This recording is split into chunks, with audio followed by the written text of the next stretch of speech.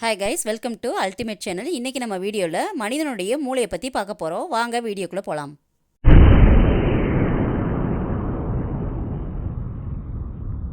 உலகத்திலே மிக மிக வியப்பானது மனிதனுடைய மூளையாகும்.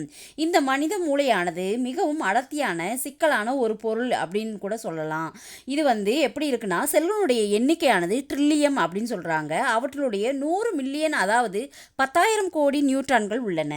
இந்த நியூட்ரான்கள் வலைப்பின்னல் தான் புத்திசாலித்தனம் அப்படின்னு சொல்கிறாங்க.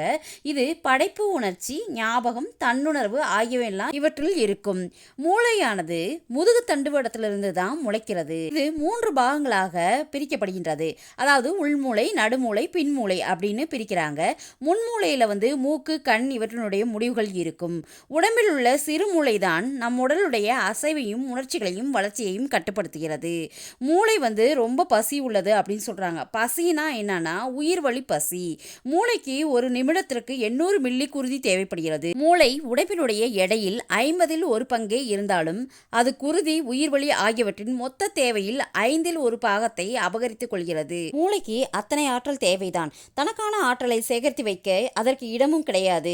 இதனால் அதற்கு குருதியோட்டம் எப்போதும் இருந்து கொண்டே இருக்க வேண்டும். நம்முடைய மனநிலையானது சுமார் 90 நிமிடங்களுக்கு ஒரு முறை மாற்றப்படுவதாக ஆராய்ச்சியாளர்கள் சொல்கிறார்கள். சராசரி மனிதன் தனது வாழ்நாளில் 20 வருடம் தூங்குகிறான்.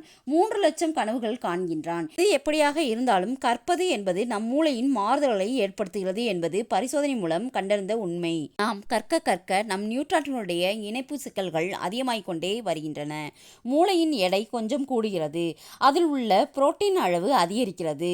கற்பது, அனுபவ அறிவு ஆகியவை மூளையினுடைய பல பகுதிகளை பாதிக்கின்றன என்பது மட்டும் உறுதி. இந்த வீடியோ உங்களுக்கு பிடிச்சிருந்துச்சுன்னா லைக் பண்ணுங்க, ஷேர் பண்ணுங்க, சப்ஸ்கிரைப் பண்ணுங்க. தேங்க்யூ.